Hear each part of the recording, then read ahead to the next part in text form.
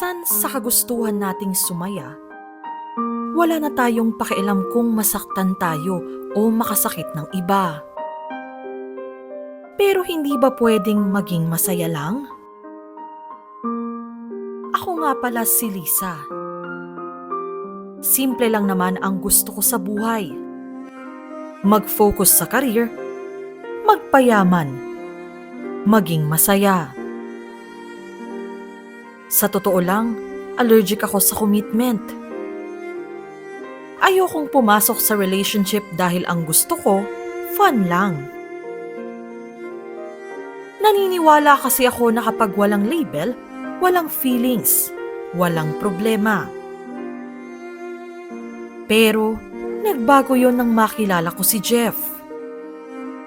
Sweet, charming, at sumasakay sa lahat ng trip ko. Nagkasundo kami sa setup na malinaw naman sa simula. Walang label ha? Nakangiting sabi ni Jeff habang magkatabi kaming nakahiga sa kama. Walang label, sagot ko. Sex lang, walang feelings. Sa una, sex lang talaga. Walang good morning text, walang good night calls. Walang pakialamanan. Pero unti-unti, nagbago. Tuwing may problema o rant ako tungkol sa trabaho, siya agad ang kinukwentuhan ko. Napadalas din ang pagchat-chat at video calls namin. Alam mo, ang gaan mo kausap. Sabi ko minsan habang magkatabi kami. Ngumiti siya. Ganon talaga kapag komportable. Hindi ko namalayan pero doon na pala ako nahulog.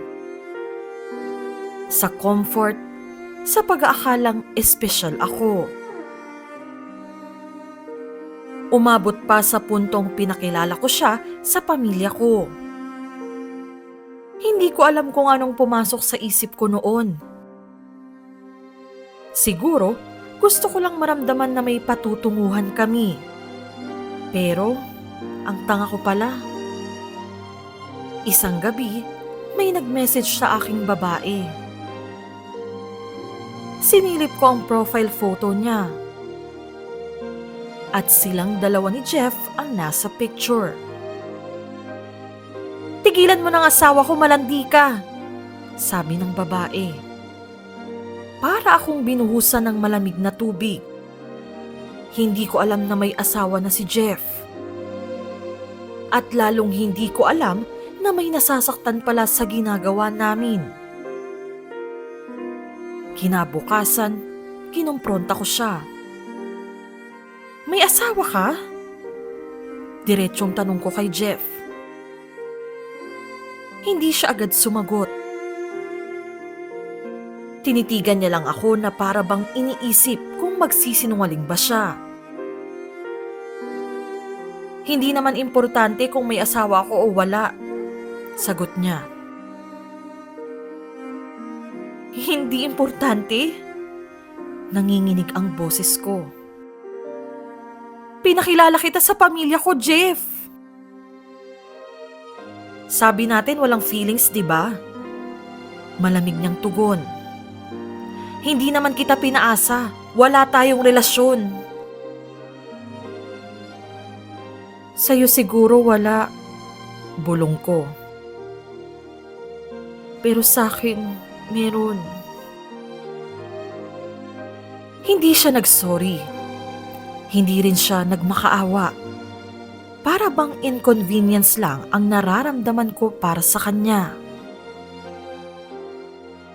Umuwi akong basag at tulala. Ilang gabi rin akong hindi makatulog. Paulit-ulit sa utak ko yung mga sinabi niya. Alam ko namang mali sa umpisa pa lang. Alam ko rin na wala akong aasahan. Pero minahal ko pa rin siya. At ang nakakainis, may parte ng puso ko na gusto pa rin siyang ipaglaban. Gusto kong magmakaawa na mahalin niya rin ako. Gusto kong sabihin sa kanya na piliin ako. Pero hindi ko ginawa. Ayoko nang masaktan. Ayoko nang makasakit.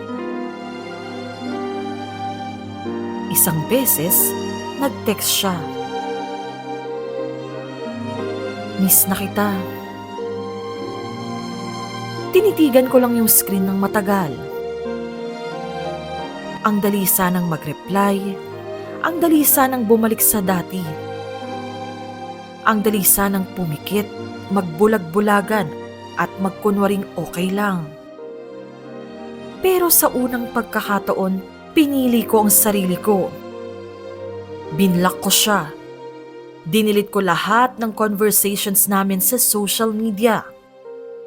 Inalis ko lahat ng pwedeng mag-ugnay sa aming dalawa. Aaminin ko, hindi madali. May mga gabi pa ring umiiyak ako. May mga araw na gusto kong bawiin ang desisyon ko. Pero paulit-ulit kong ipinapaalala sa sarili ko na tama ang ginawa ko. Ayokong maging kontento sa katiting na atensyon. Ayokong patuloy na masaktan nang dahil sa lalaking kayang magtaksil sa asawa. At kung may natutunan man ako sa nangyari, yun ay hindi kasalanan ang magmahal. Pero kasalanan ang manatili sa alam mong mali. Ngayon, pinipilit kong mag-move on.